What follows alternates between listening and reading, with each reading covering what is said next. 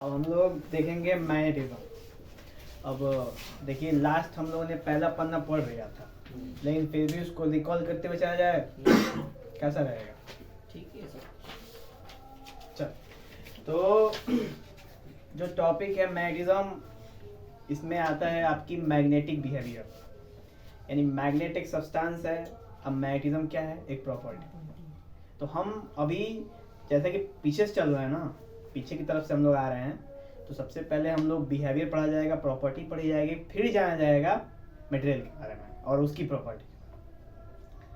Magnetism में है क्या कि जब भी कोई मैग्नेट है, तो मैग्नेट की बात करते हैं, तो मैग्नेट कैसा होता है?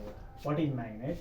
तो मैग्नेट इज अ मैटर, एक ऐसा मैटर जो कि कोई भी चीज को अट्रैक्ट करे। कोई भी चीज माने स्टील, निकल, कोबाल्ट, आयरन पार्टिकल्स, इस सब चीजों को क्या करे? आपस में अपने पास क्या कर ले? अट्रैक्ट कर ले। लेकिन उसका भी कंडीशन है कि हर एक मैटर जो कि जिसका नाम क्या है?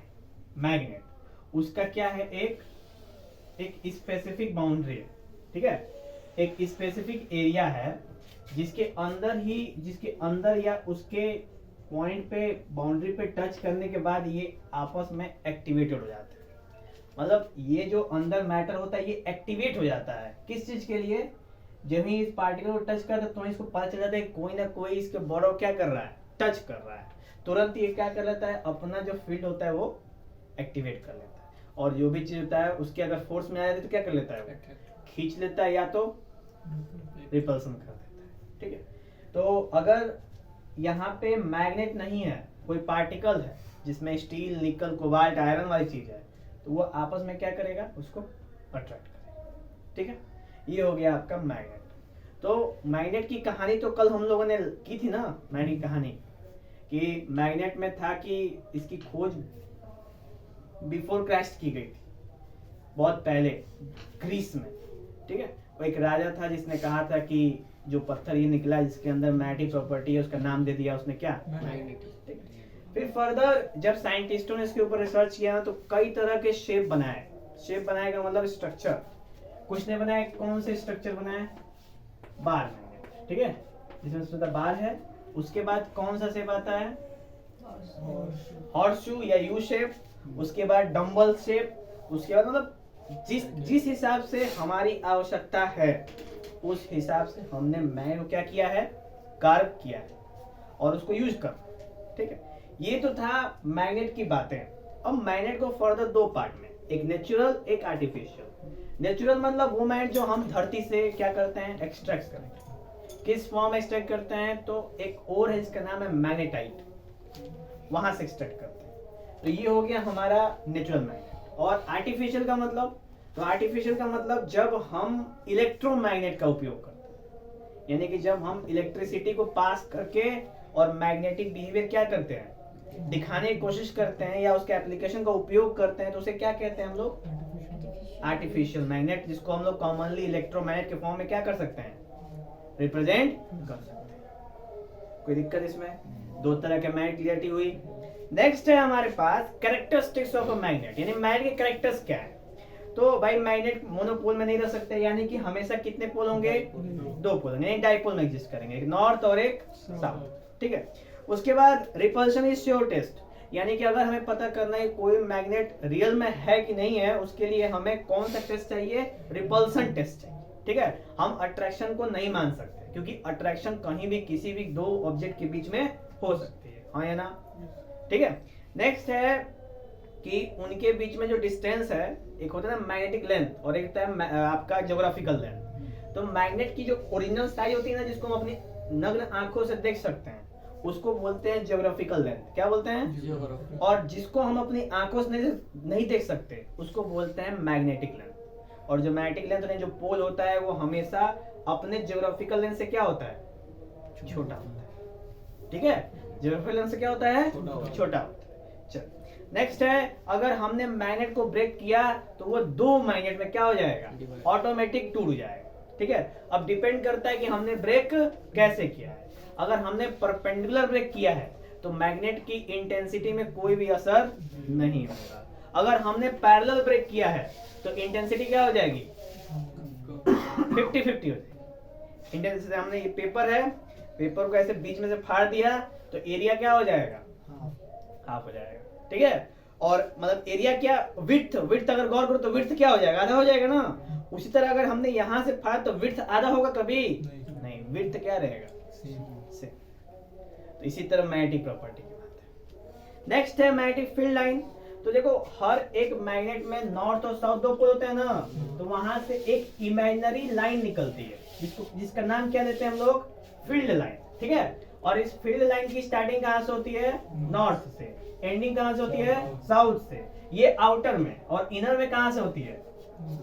साउथ से नॉर्थ। तो इसलिए हम कह सकते हैं कि दे फॉर्म क्लोज लूप्स। ये क्लोज लूप्स हमेशा क्या करते हैं? प्रिपेयर करते हैं। इस वजह से वो अकेले नहीं रह सकते। जो भी क्लोज लूप बनाता है वो अकेले कैसे रह सकता है? साउथ का भी अकेला रह सकता है? अगर ये चार्ज होता ना, चार्ज कभी क्लोज लूप बनाता है?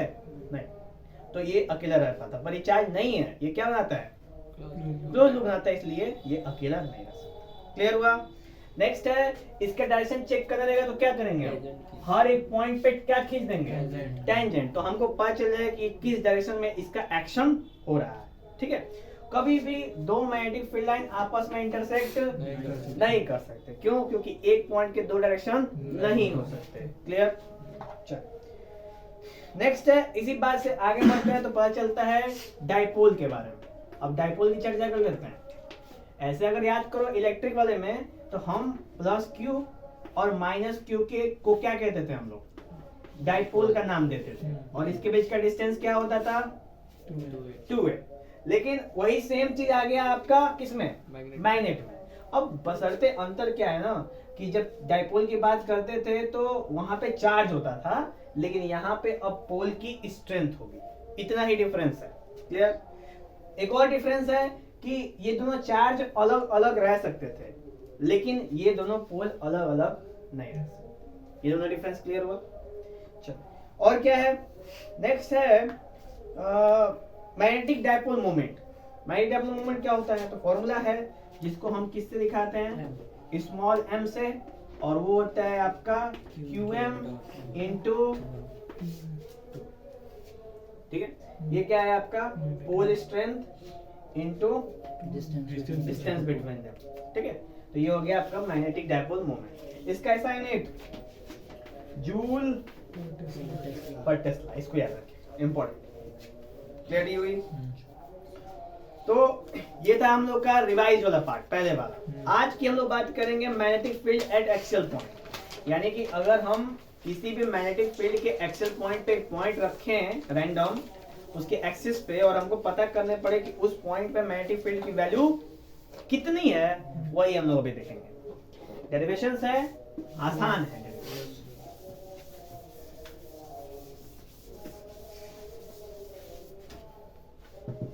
चलिए नेक्स्ट है कि एक हमने क्या बना दिया? मैग्नेट बना दिया, जिसमें एक मेंशन किया साउथ, दूसरा किया नॉर्थ, और यहाँ पे कोई एक पॉइंट है, ठीक है। और ये हमारा क्या है? लाइन ऑफ एक्सिस है, ठीक है। लाइन ऑफ एक्सिस होगा, एक्सिल की बात कर रहे हैं तो हम लोग। उसके बाद लेट कर लो, ये क्या है? कोई पी पॉइंट है, ये नॉर्थ है, तो नॉर्थ पे पी पॉइंट पे क्या होगा? हमेशा अवे जाएगा। क्या जाएगा? अवे। इसी तरह अगर हम चार्ज की बात करें ना, तो यहाँ पे क्या होता है? और यहाँ पे प्लस क्यू। और अगर इस पॉइंट में बात करो तो प्लस क्यू वाले के लिए जो चार्ज की वैल्यू होगी वो किधर जाएगी? इलेक्ट्रिक फील्ड हमेशा आउटवर्ड जाती है। और माइनस वाले के लिए इनवर्ड। सेम केस ऊपर, नॉर्थ के लिए क्या है? अवे। तो साउथ के लिए क्या होगी? क्लियरिटी हुई थोड़ी सी? थोड़ा थोड़ा पीछे वाला याद करेंगे, रिकॉल करेंगे, समझ में आएगा। चलिए, तो इस पे कौन सा फोर्स लगा है? नॉर्थ के द्वारा। और इस पे कौन सा फोर्स लगा है? साउथ के द्वारा। तो अगर हमको पता करने की रिजल्टेंट, यानी इस पॉइंट P पे रिजल्टेंट मैग्नेटिक फील्ड फोर्स कितना है, तो सबसे पहले यहां से यहां तक का लेंथ कितना है आपका? 2 है, ठीक है।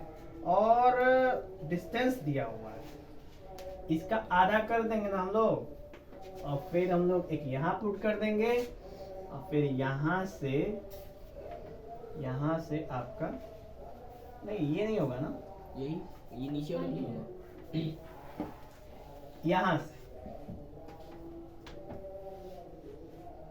यहाँ से ये हो गया और यहाँ से हो गया R, और यहाँ से कितना होगा बताओ।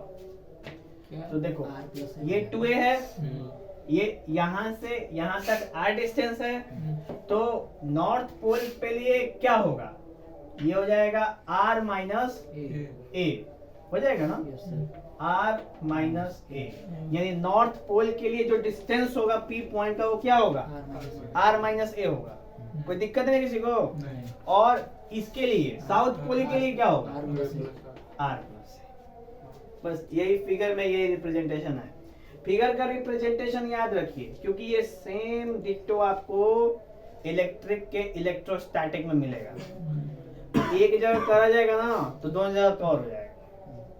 समझ में आ रहा है? कोई डाउट है तो पूछ लो अभी फिगर में, नहीं तो फिर आगे डिराइव किया जाए, है ना। बोलो। नेक्स्ट हमारे पास है Fn।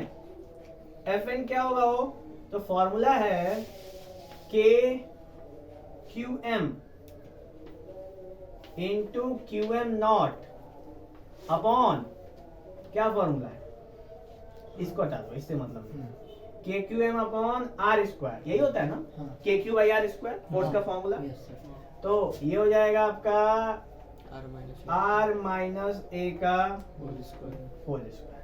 उसी तरह अगर हम किसकी बात करें, Fs की, तो ये हो जाएगा KQM upon R plus A का होल स्क्वायर, ठीक है।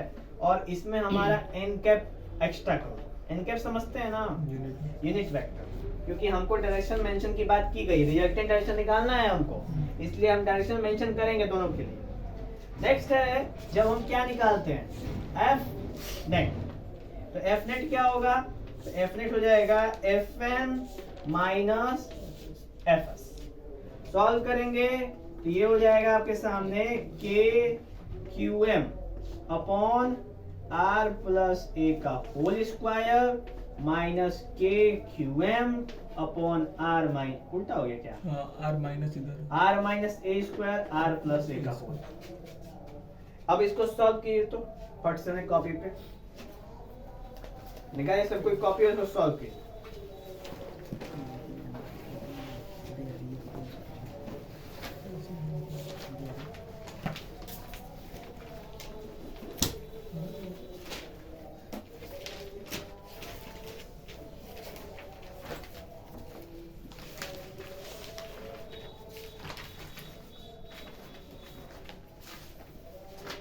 नहीं करना है आपको,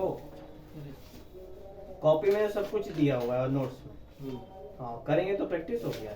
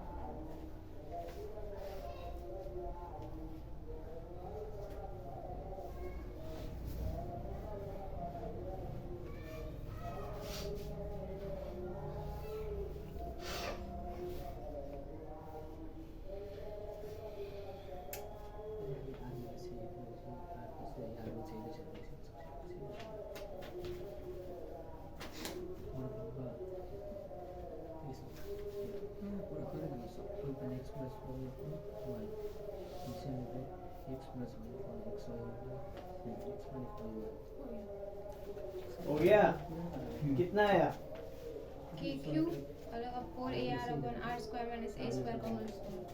4AR upon R square minus A square का होल होल स्क्वायर। स्क्वायर आ गया ना सबका? Yes sir. क्या हुआ अमित, आपका नहीं आया? नहीं आ रहा। नहीं आया। देखो वो लाइन जो देखिए दिखा जो नोट देखिए, नोट है ना आपके सामने, नोट में देखिए एलसीएम लेना है इसमें, वही एलसीएम इसमें डायरेक्ट हुआ है, वही एलसीएम आपको प्रैक्टिस करना था अभी। पता है? बता दीजिए। ठीक है। देखिए के क्यू एम तो कॉमन हो जाएगा, बाहर कर देंगे उसमें कोई दिक्कत नहीं ना है। एक और सीन रहेगा इसमें, 1/, नहीं वो नहीं, हम यहाँ पे पी पॉइंट को मेंशन नहीं करा है। चलो कोई बात नहीं करा तो कोई बात नहीं, बाद में देख लिया जाएगा। यहाँ पे हमने इसको सॉल्व करना है। देखो 1/r-a का whole square minus 1/r + a का होल स्क्वायर। एलसीएम क्या हो जाएगा? वो एलसीएम हो जाएगा r² माइनस a स्क्वायर का होल स्क्वायर। एलसीएम लेने समझ में आया कि नहीं? एलसीएम में लेना नहीं है, यही समस्या। देखो यहाँ पे a, वो भी कैसे बताऊं मैं? हाँ वही चीज, यहाँ पे a + b और a - b है, ठीक है? तो यहाँ फॉर्मूला बनता है a² - b², तो r² माइनस a² है कि नहीं? और दोनों के बाहर क्या है? स्क्वायर। तो वो देखो स्क्वायर लग गया। तरीका है, बस सीख लो, लॉजिक ना समझो। नेक्स्ट क्या हो जाएगा? अब ये इससे करोगे तो ये बचेगा, तो क्या हो जाएगा यहाँ पे? r + a का होल स्क्वायर, फिर माइनस r - a का होल स्क्वायर। इसको ओपन करने आता है? क्या बताऊं फिर? नहीं आता तो नहीं आता है। अरे तो मैं पूछ रहा हूँ, मैं क्या बताऊं इसमें, यही पूछ रहा हूँ। सिंपल ही बताइए। चलो ठीक है, तो r + a का होल स्क्वायर ओपन करोगे ना, और इधर r - a का होल स्क्वायर ओपन करोगे, तो बचेगा आपके सामने 4ar upon r² minus a² का होल स्क्वायर। ओपन कैसे करेंगे? अच्छा एक सवाल पूछते हैं, a + b का होल स्क्वायर कौन होता है? तो a + b का whole a² square, + b² + 2a। ठीक। अब इसको ओपन करो, r + a का होल स्क्वायर ओपन कर, बताऊं क्या होगा? r² + a² + बस रुक जाओ, r² प्लस a² और + 2ar। प्लस 2ar, ठीक। इधर बीच में माइनस है, अब उधर का भी वैसे लिख रहा है ना, करो इसको भी बताओ। r² r² + a² plus a² minus minus 2ar। 2ar हो गया। अच्छा, अब बीच में साइन हटाना ना, माइनस, तो जब ये माइनस ब्रैकेट हटाओगे ना ये, तो जो प्लस है वो क्या हो जाएगा? माइनस माइनस हो जाएगा। जो माइनस वो क्या हो जाएगा? प्लस प्लस हो जाएगा। ये माइनस ये प्लस क्या हो जाएंगे? तो बचेगा 2ar प्लस 2ar। कितना हो गया? 4ar। अभी लिखे थे ना, ठीक। बुझे?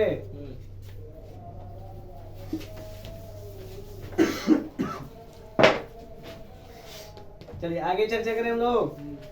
इस लाइन के बाद आया है, आप लोगों ने सॉल्व किया बहुत मेहनत करके, तो वो हो गया आपका क्या? के क्यू एम, ब्रैकेट में क्या हो गया? वो 4ar upon r minus a² का होल स्क्वायर। इतना आया ना सबका? ठीक। अब हमें पता है ना, अभी हम लोग मैग्नेटिक डायपोल मोमेंट करके आए हैं। क्या आए हैं कि m vector is equal to qm into 2a, अभी करके आए ना। अच्छा, तो यहाँ पे आप गौर करो, तो k into qm into 2a into 2r। कोई दिक्कत? कोई दिक्कत बताएगा तुरंत? चलिए, तो इधर क्या हो जाएगा आपका? r² माइनस a² का होल स्क्वायर। बोलिए, तो इधर qm इंटू 2a m हो जाएगा ना, यहाँ हो जाएगा k m into 2r upon R R square minus A square का होल स्क्वायर। तो यहाँ से 2 हटा के ना हम यहाँ कर सकते हैं, ठीक है। तो आप अभी गौर करोगे तो आपके सामने 2 के M R Q M not mention हुआ है आपके नोट्स में। नोट्स देखो थोड़ा सा, सेकंड पन्ना है कि नहीं। अब आप सोचोगे उसमें क्यू एम नॉट क्यों है, क्योंकि हम लोगों ने तो अभी लाइन से कहीं किया नहीं क्यू एम नॉट। ये क्यू एम नॉट क्यों है बताइए।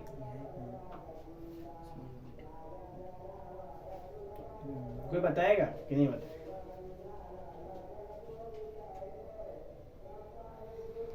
इससे पहले भी एक बार हम लिए थे ना। कहाँ नहीं है? इसको इसमें इसके अकॉर्डिंग तो यही दे रहा है ना। वहाँ पे पी पॉइंट के लिए ना बोला है। हाँ सही है, ठीक है।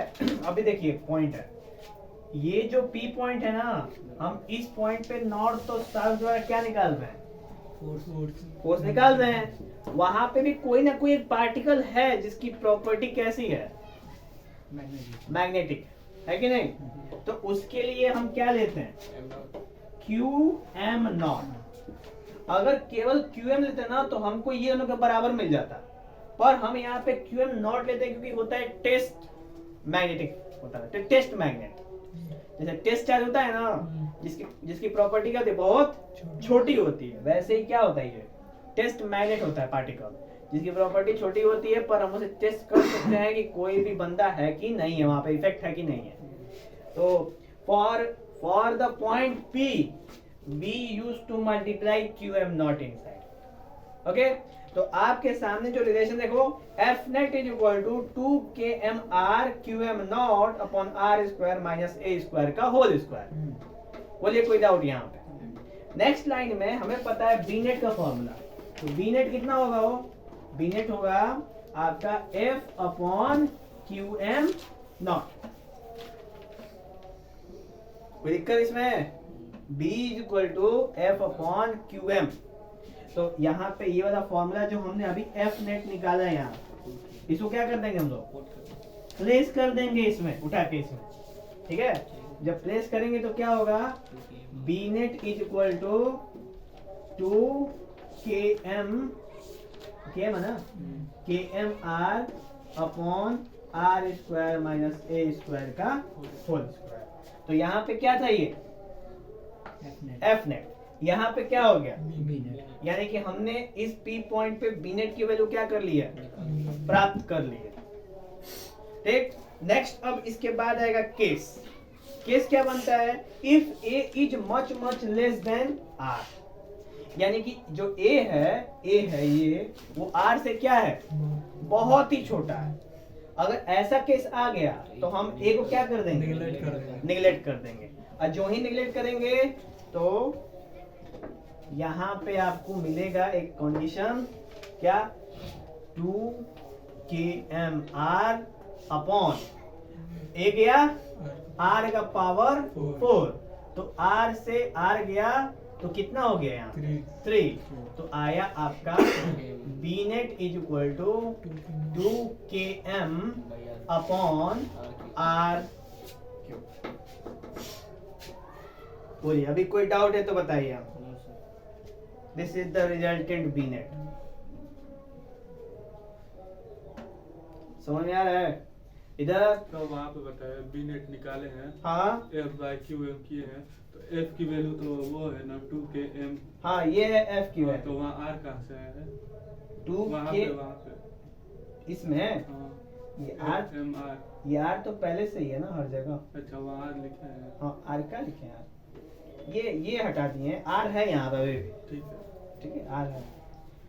चलिए और आगे, इधर इधर इधर इधर, क्लियर ना। तो ऐसे करके मतलब magnetic field at axial point हो गया कंप्लीट। अब हम लोग बात करेंगे magnetic field at an equatorial point.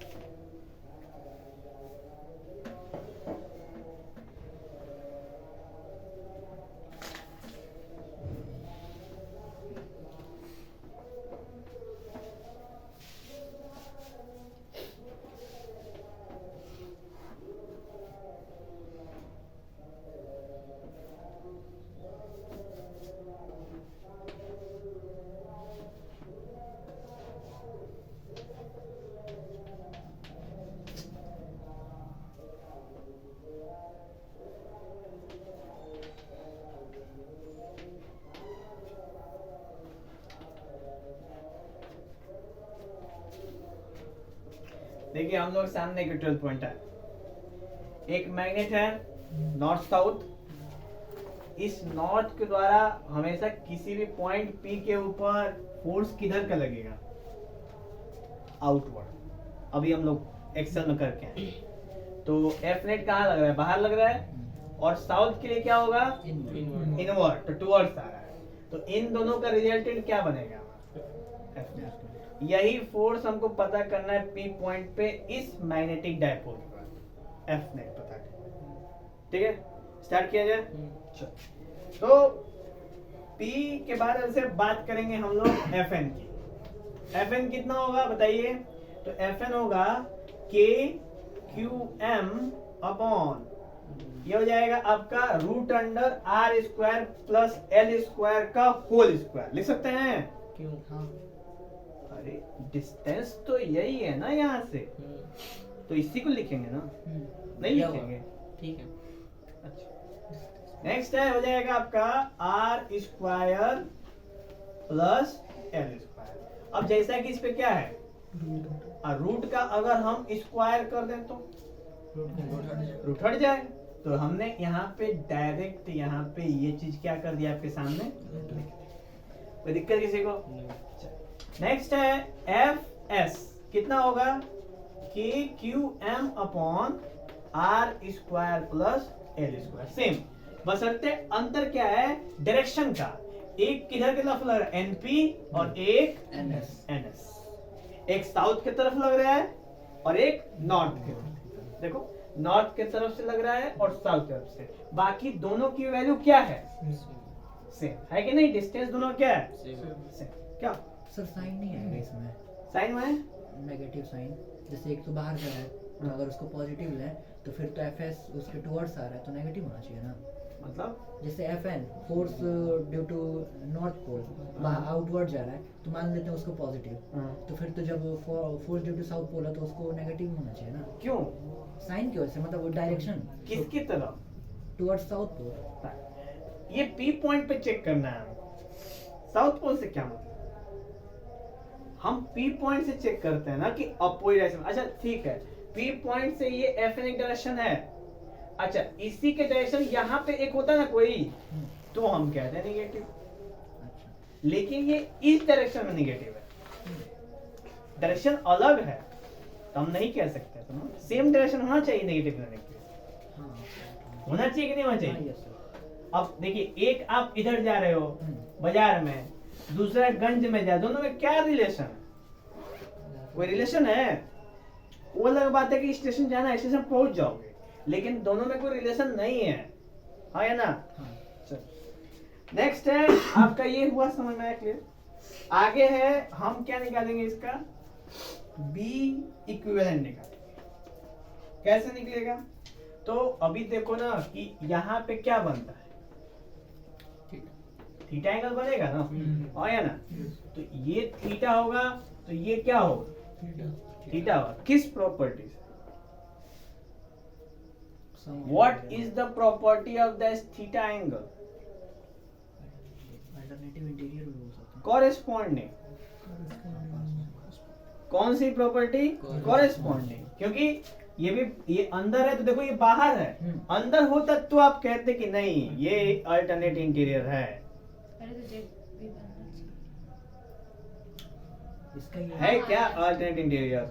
नहीं। नहीं है, तो इस एंगल के लिए ये नहीं है।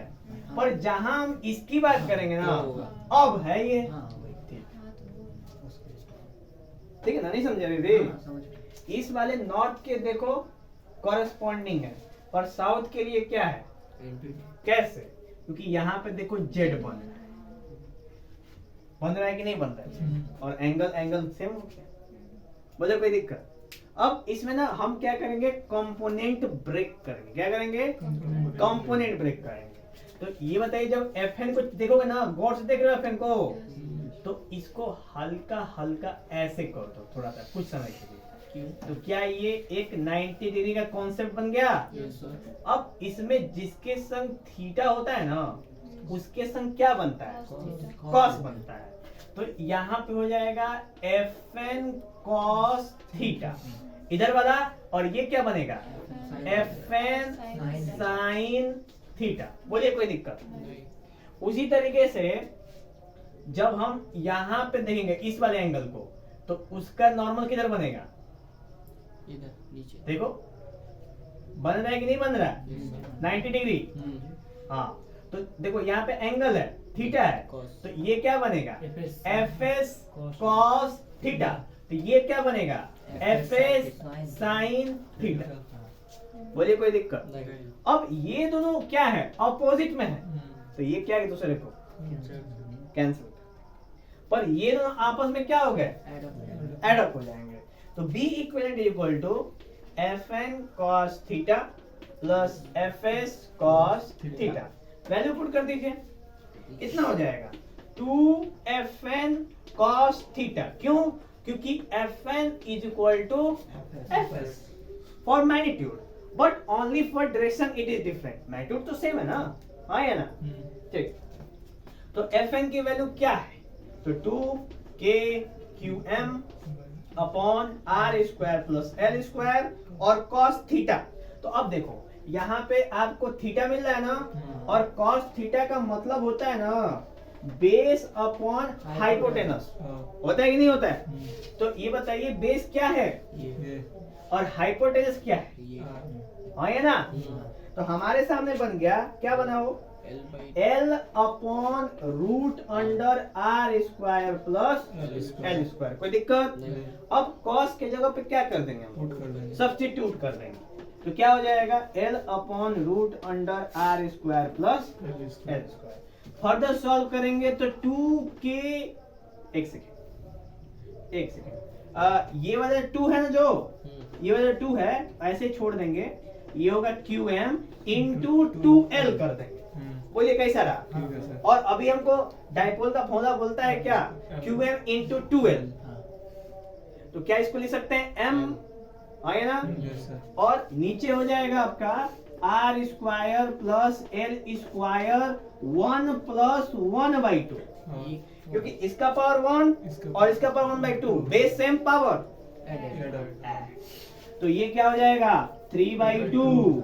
बोलिए।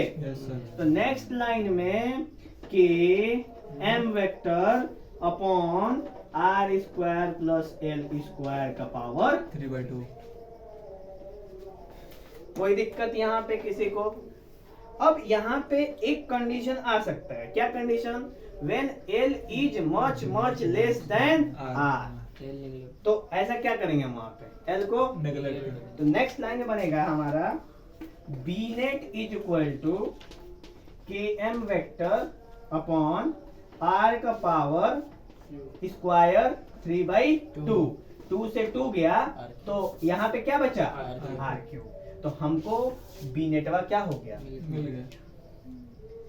ऐसे करके हमारा ये निकल के आता है। इसमें एक चीज क्या है, हाँ हाँ देखो इसमें क्या है, अलोंग पी आर के अलोंग हो रहा है, पी आर है ना, सो एल के along P R the magnetic field equator point magnetic dipole is direction opposite to, हाँ देखो क्या है, देखो इसका डाइपोल का फील्ड के डायरेक्शन किधर होता है, साउथ टू नॉर्थ, होता है कि नहीं होता है। लेकिन इसका रिजल्टेंट देखो नॉट टू साउथ है कि नहीं।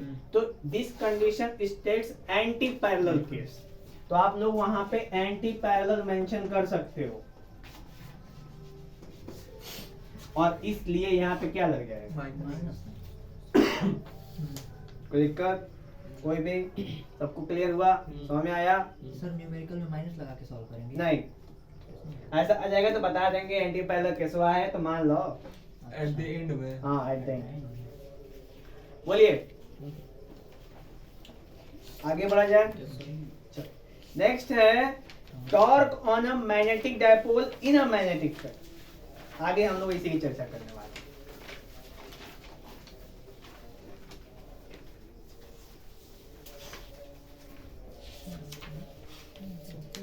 सर टॉर्क मतलब टॉर्क मतलब हिंदी तो नहीं मालूम, समझा दीजिए। तो क्या करने जा रहे हैं? अच्छा हिंदी थोड़ी पूछे।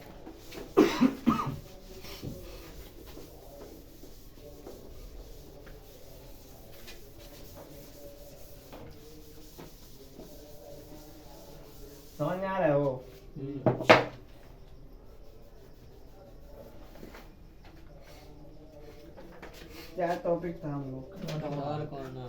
Torque on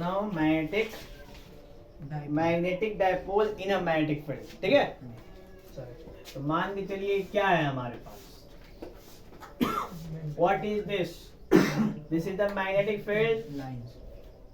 sorry, magnetic field lines, okay. तो यहाँ पे हमारे पास मैग्नेट, उसके बाद है ऊपर वाला नॉर्थ, नीचे वाला south, and if this is the magnet then it is the direction north to south, okay. अच्छा, जब ऐसा होएगा तो ये नॉर्थ वाले को क्या करेगा, रिपेल करेगा।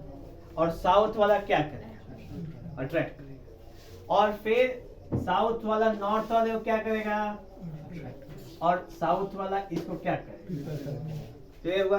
यानी डबल फोर्स लग रहा है एक ही टाइम पे एक पोल पे। तो ऐसा करने की वजह से ये क्या हो जाएगा, ऐसा करने की वजह से ये फिरिंगी बन जाएगा। क्या बन जाएगा, फिरिंगी, यानी वहीं पे नाचना शुरू कर देगा, ठीक है, क्लियर हुआ? और ये हुआ कैसे है, तो ये हुआ है two equal and opposite force applying on a magnetic dipole at a centre on the fixed point. This resultant called torque. नहीं समझे? फिर से बोलते, थोड़ा सा टॉर्क में एक और है, इसको बोलते हैं R क्रॉस F। अगर वेक्टर में बात, क्या बोलते हैं उसको, R क्रॉस F, यानी कि FR साइन थीटा, यानी कि theta is equal to 90 degree, यानी कि force into perpendicular distance is called torque. समझ में आया? तो अभी क्या है, इसका पोल स्ट्रेंथ कितना होता है, वो क्यू है, तो इसका भी इतना ही ना होगा, क्यू है। और इसका डिस्टेंस तो आप लोग जानते ही हैं, ऐसे बना दूं क्या? हाँ। तो ये हो जाएगा आपका 2a साइन थीटा, यही होगा, और ये हो जाएगा 2a कॉस थीटा। ऐसे ऐसे हम लोग चार्ज में भी करेंगे, याद बात है, थोड़ा थोड़ा दिमाग में हल्की फुल्की झलकियां हैं तो काफी है, पूरा नहीं याद हो चलेगा, याद है ज़ॉम्बी बना हुआ है। चलिए नेक्स्ट है, अब हम बात करते हैं हो गया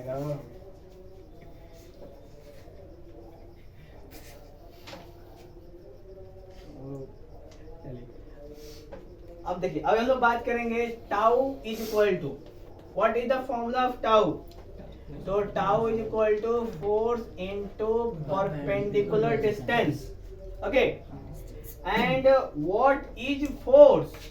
तो as we know that F is equal नहीं, B is equal to F upon QM, ऐसा फॉर्मूला है ना? Yes, sir. कोई की शक है तो बता देगा, हम बता देंगे, शक को अपना रखना है। नेक्स्ट लाइन में force is equal to BQM या QMB कह सकते हैं, Yes, sir. अच्छा। और perpendicular distance you know 2a sin theta।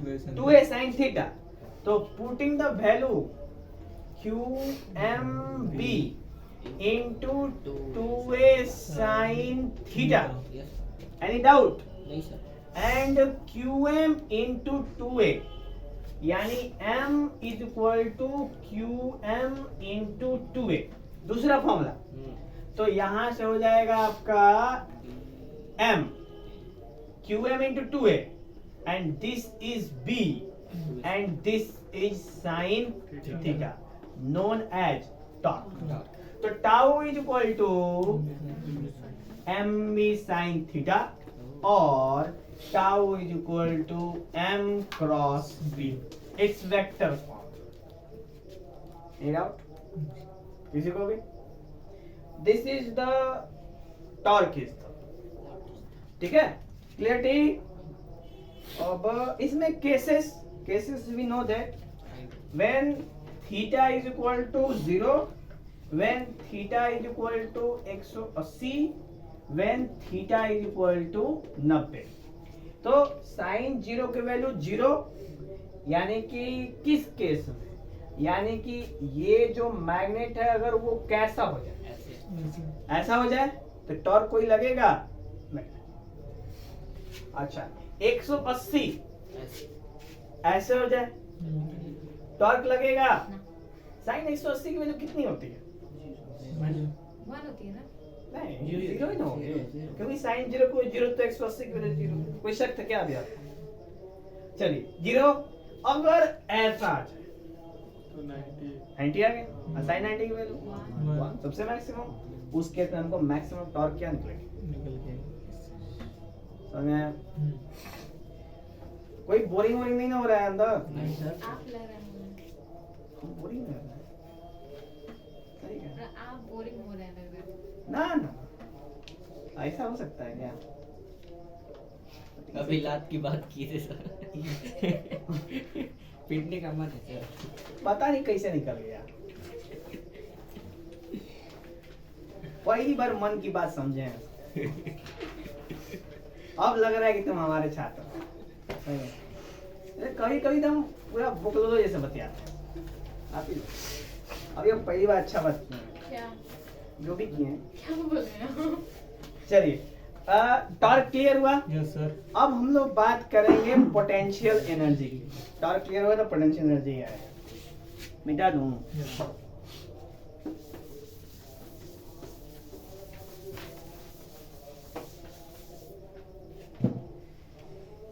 देखिए पोटेंशियल एनर्जी क्या होता है। तो अभी जो हम लोगों ने टॉर्क किया ना, उसी का पोटेंशियल एनर्जी निकालना है। यानी कि पोटेंशियल एनर्जी का मतलब आप बात करो तो बचपन में आपने सुना होगा वर्क एनर्जी थ्योरम, यानी work is energy and energy is, इसी को कहते हैं वर्क एनर्जी थ्योरम। तो उस प्रिंसिपल से आप अगर सोचो तो जो पोटेंशियल क्या है, एनर्जी है, तो क्या हम इसको वर्क कह सकते हैं? फिर से कहिए क्या? पोटेंशियल एक एनर्जी है, क्या हम इसको वर्क कह सकते हैं? अभी तो आप बोले कि energy is work, work is energy, तो कह ही सकते हैं ना। हाँ अरे सर, कहिए सर। अब हम कैसे जिएंगे हम? सांस लेकर सर। चलिए आपने अच्छा एक हम लोग बताया कि ये भी हो सकता है। आप ही ना बोले अभी। अच्छा हम लोग ठीक है फिर, तो ये बिल्कुल करेक्ट है। पोटेंशियल एनर्जी क्या बोल सकते हैं हम लोग? बोल सकते हैं ना। चल, तो अभी क्या है, सबसे पहले हमारे सामने है W is equal to tau theta. जब हम टॉर्क वाला वर्क की बात करते हैं ना, टॉर्क वाला वर्क, तो उस समय वर्क का कॉन्सेप्ट कुछ ये आता है, टाउ के साथ। ठीक है? Tau into theta. ये टाउ क्या है? टॉर्क। और थीटा क्या है? एंगल। तो वो जो टॉर्क जितना भी एंगल क्या करेगा, कंसीड करेगा, वो क्या बताएगा? वर्क डन बताएगा। हाँ या ना? यानी कोई भी मैग्नेट की अगर बात करें हम लोग, तो वो जितना अपने मतलब कि सेंट्रल एंगल से वो डेविएट करेगा, हम कह सकते हैं कि उतना उसने वर्क किया है। And that work is in the form of potential energy. Okay, तो जब ये W की टाउ थीटा, तो अगर फॉर स्मॉल एंगल, अगर कम एंगल की बात करो, तो जब कम एंगल होगा तो वर्क भी क्या होगा? तो dW is equal to tau D theta. हाँ या ना? Yes sir. Integrating both the side, because we have to know the work, और हमको थोड़ा का पता है तो हम उसको इंटीग्रेट करेंगे तो क्या मिल जाएगा? क्योंकि हमें पता है कि इंटीग्रेशन का मतलब होता है वो क्या करता है, हमेशा वैल्यू को एक्सपेंड करके देता है। तो जब ऐसा होगा तो कहां से कहां तक की बात है? तो थीटा 1 से थीटा 2, और वर्क में 0 से W। बोलिए, तो ये हो जाएगा W is equal to tau, और क्या हो जाएगा यहाँ पे? टाउ की वैल्यू कितनी है? हाँ सॉरी, टाउ की वैल्यू भी निकालना याद है। Tau is equal to mb sine theta. Place कर दो, तो थीटा 1 से theta 2 mb sine theta D theta. mb बाहर आ जाएगा, हाँ या ना? और साइन का हो जाएगा माइनस कॉस, हाँ यही होता है। हम्म, तो ये हो जाएगा माइनस कॉस थीटा, और ये हो जाएगा थीटा 1 से थीटा 2, और इधर हो जाएगा हमारा W। कोई दिक्कत? नेक्स्ट लाइन में एम बी, और ये हो जाएगा, पहले थीटा 2 पुट करेंगे ना, तो माइनस कॉस थीटा 2 माइनस हो जाएगा, ये माइनस क्या हो जाएगा, प्लस कॉस थीटा 1। सर फिर से बताइएगा, फिर से ये। जब इसमें वैल्यू पुट करते हैं ना, तो first limit minus second limit, मतलब अपर लिमिट पुट करते हैं, तो- फिर बीच में माइनस साइन, लोअर लिमिट। तो पहले अपर पुट किया तो आ गया, माइनस अब फिर बीच में क्या लगाएंगे, माइनस माइनस, और इसके संग पहले ही से क्या है, माइनस है अब minus minus plus. Plus. Okay, hmm, चलो तो नेक्स्ट हो जाएगा हमारे सामने W is equal to M B, और ये हो जाएगा cos theta 1 minus cos theta 2। ये हमको रिजल्टेंट वर्क निकल के, कोई दिक्कत?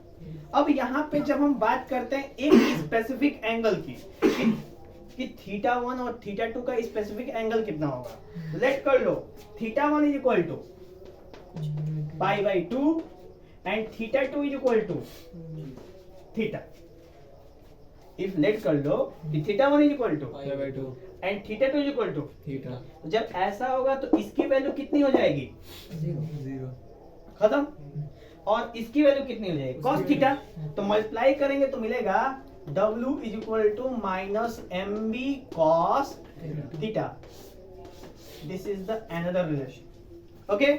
And W is U and U is W।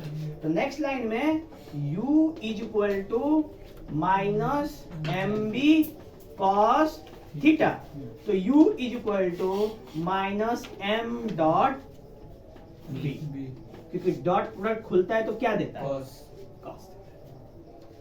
समझ में आया? Yes sir. किसी को कोई दिक्कत है, तकलीफ, परेशानी तो अभी बताए हमें। तो वहाँ U क्या है?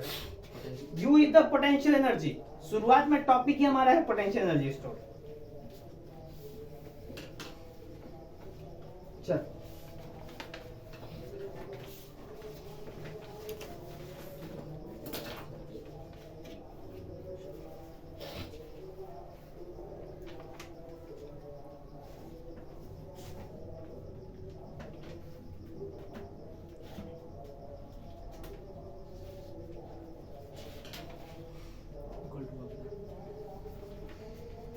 चलिए, ये जो नेक्स्ट है ना, बार मैटर इक्विवेलेंट सोलेनॉइड, ये शायद नहीं है, हमने पढ़े अभी तक, नहीं नहीं है, ये नहीं है। ये भी नहीं है।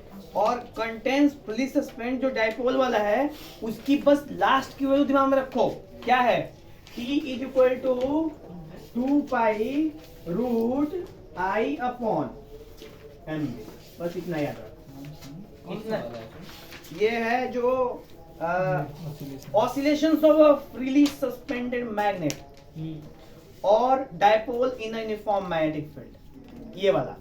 तो इस वाले के लिए आप केवल ये आखिरी का जो ऑप्शन देख रहे हो ना, उसमें नोट्स में देखो एक डिब्बा बना के दिया है ब्लैक कलर में, बस उसको थोड़ा दिमाग में रख लेना। नहीं भी रहेगा तो कोई दिक्कत नहीं है, रहेगा तो भी कोई दिक्कत नहीं, ठीक है। चलिए नेक्स्ट किसकी बात कर लेते हैं हम लोग, नेक्स्ट बात करेंगे इलेक्ट्रोस्टैटिक एनालॉग दिया हुआ है, ये भी तो नहीं है, ठीक है, ये भी नहीं, इलेक्ट्रोस्टैटिक एनालॉग भी नहीं है, लेकिन नहीं है ना। हाँ, लेकिन जान लेते हैं इसको, क्योंकि इसमें काम लायक चीज दिया है। क्या, देखिए पहला है डाइपोल मोमेंट, इलेक्ट्रोस्टैटिक में फॉर्मूला होता है Q इंटू 2L, तो मैग्नेटिज्म में होता है QM into 2L, same same. उसी तरह इलेक्ट्रोस्टैटिक में एक्सेल होता है 2kp अपॉन RQ, पर मैग्नेटिक फील्ड में 2km अपॉन RQ होता है, बस थोड़ा थोड़ा डिफरेंस है, माइनर माइनर, वो आपको हेल्प करेगा। इक्वेटोरियल में माइनस kp अपॉन RQ होता है, इसमें माइनस km अपॉन RQ होता है कि नहीं सिमिलरिटी। और टॉर्क में बात करो तो एगो P sin थीटा होता है, एगो MB sin थीटा होता है। और पोटेंशियल एनर्जी की बात करो तो एगो माइनस P cos थीटा होता है, एगो माइनस MB cos थीटा होता है। कोई बहुत सारी सिमिलरिटी दिखी, बहुत सारे डिफरेंस दिखा, तो ऐसे दिमाग में रहेगा। तो एनालॉग अच्छा है, ठीक है, एनालॉग दिमाग में रखिए। सर आज खत्म करना है।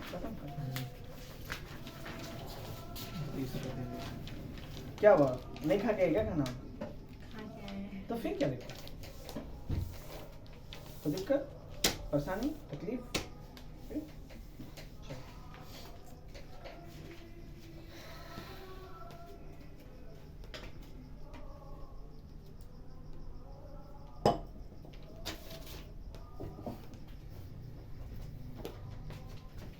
मिटा दूं? Yes sir.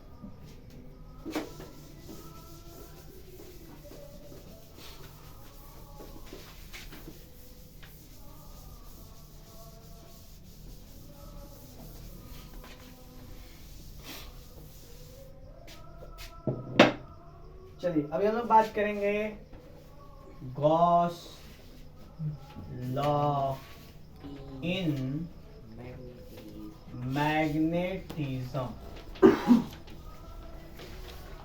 ठीक है, गॉस लॉ इन मैग्नेटिज्म क्या दिया, तो गॉस ने बताया था ना कि किसी भी क्लोज सरफेस, ठीक है, यानी सरफेस के अंदर अगर हमने एक मैग्नेट प्लेस किया तो उसके सरफेस से जो रिजल्टेंट फ्लक्स होगा वो क्या होगा, सुनना।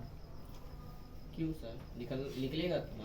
क्योंकि अगर इधर से 10 थे निकलते हैं तो इधर 10 थे क्या कर जाएंगे, तो ओवरऑल रिजल्टेंट फ्लक्स उस सरफेस से कितना हुआ, मतलब निकलेगा बस, मतलब थ्योरेटिकली।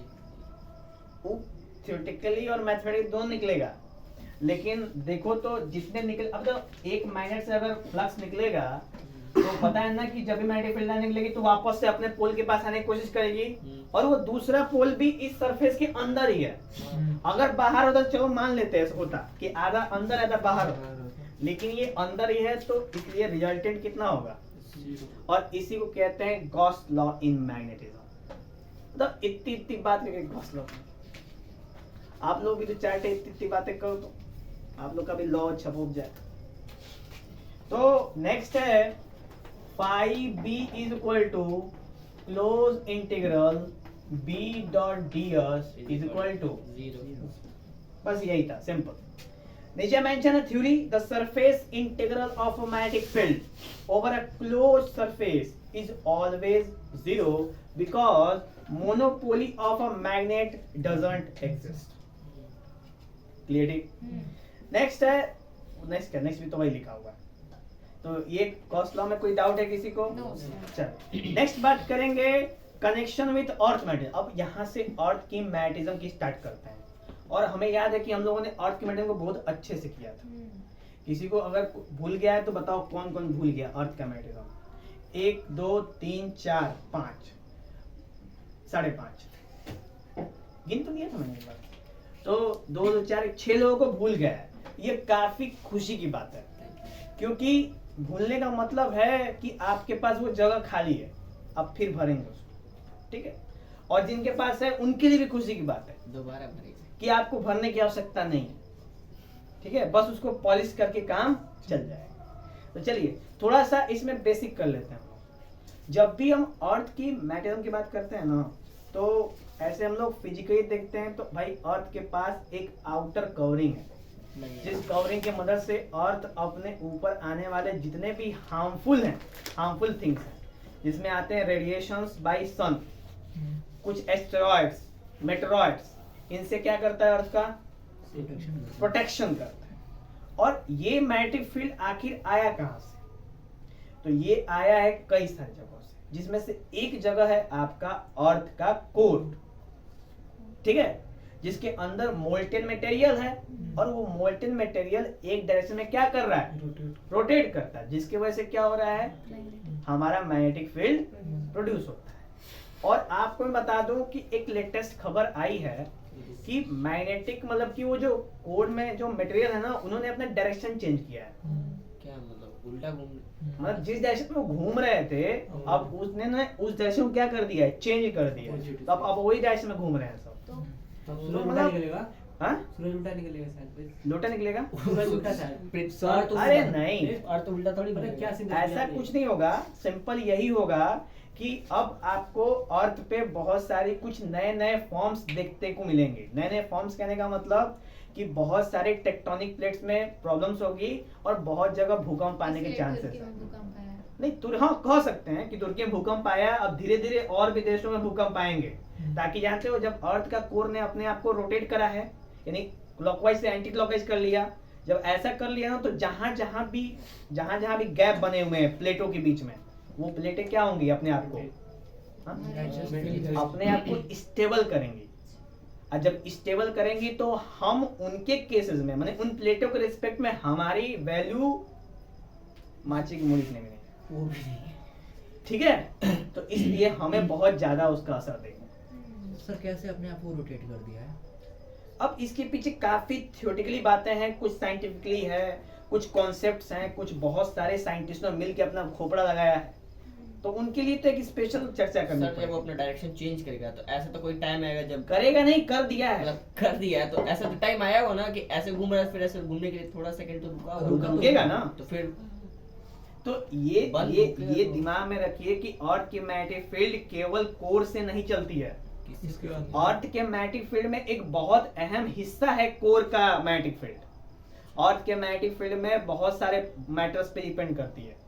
जैसे हमारे एटमॉस्फेयर में जो पार्टिकल्स हैं वो भी रोटेट करते हैं ना, पता है ना कि हमारे एटमॉस्फेयर में पार्टिकल्स हैं, पार्टिकल जब मूव करेंगे तो क्या प्रोड्यूस करेंगे, इलेक्ट्रिसिटी से क्या होगा, मैग्नेटिक फील्ड।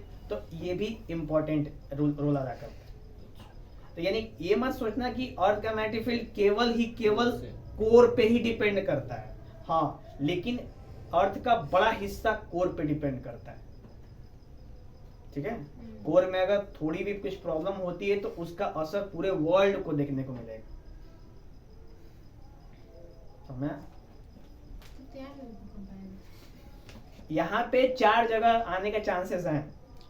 जो जैसे इंडिया में ना, इंडियन लैंड्स को 5 भागों में डिवाइड किया गया है, सेस्मिक जोन 1, सेस्मिक जोन 2, 3, 4 और 5, जिसमें जो मतलब 5वें नंबर पे है ना, वो क्या है, सबसे ज्यादा खतरनाक है। रेड जोन में है। जो 5वें नंबर पे वो क्या है, सबसे ज्यादा खतरनाक है, जिसमें आता है हमारा ईस्टर्न पार्ट, मेघालय, मेघालय, शिलोंग और आपका अरुणाचल प्रदेश और आपका वो क्या है, सिक्किम, गैंगटॉक, ये सब जितने भी हैं वो सारे के सारे किस में आते हैं, ईस्टर्न ये जोन 5 में आते हैं। और यहाँ पे सबसे ज्यादा खतरा है। क्यों पता है? क्योंकि हमारी जो इंडियन प्लेट है ना, वो चाइनीज प्लेट के ऊपर चढ़ रही है। हाँ वैसे इसका क्षेत्रफल भी घट रहा है। तो नेचुरली चाइना बर्बाद हो। कहाँ थे हम लोग? आज Indian magnetic plate field, China plate के ऊपर आज चढ़ा है। Magnetic field. चलिए सब बाद में इसके बाद अभी टॉपिक टॉपिक इसी का बात है। चलिए हाँ। कहाँ थे हम लोग? Geographical axis. Indian plate Chinese plate के ऊपर चढ़। हाँ, इंडियन प्लेट चाइनीज प्लेट के ऊपर चढ़ रहा है, ये भी इसी का रीजन है, ठीक है, सेम यही कारण है। और कुछ समय में क्या होगा कि तिब्बत खत्म हो जाएगा, पता है ना तिब्बत, दलाई लामा जानते हैं, दलाई लामा नाम सुने हैं? वो तिब्बत के निवासी हैं। तो क्या हो जाएगा, उसी के ऊपर चढ़ रहा है तो तिब्बत समाप्त हो जाएगा। चलिए नेक्स्ट बात करेंगे अब अर्थमेटिज्म के बारे में, समझे ना कहाँ बेसिक प्रिंसिपल है, उसमें कुछ पॉइंट्स हैं जिसको जानना है। पहला है ज्योग्राफिकल एक्सेस। तो हमें पता है कि नॉर्थ और साउथ कौन होता है, तो हम कहते हैं इसको नॉर्थ है, ये साउथ है, ये ईस्ट है, ये वेस्ट है। इसको कहते हैं ज्योग्राफिकल नॉर्थ साउथ, यानी जिसे हम जानते हैं बचपन से, ठीक। एक होता है मैग्नेटिक एक्सेस, यानी एक होता है मैग्नेटिक नॉर्थ साउथ होता है, जो ज्योग्राफिकल नॉर्थ साउथ से थोड़ा अलग होता है,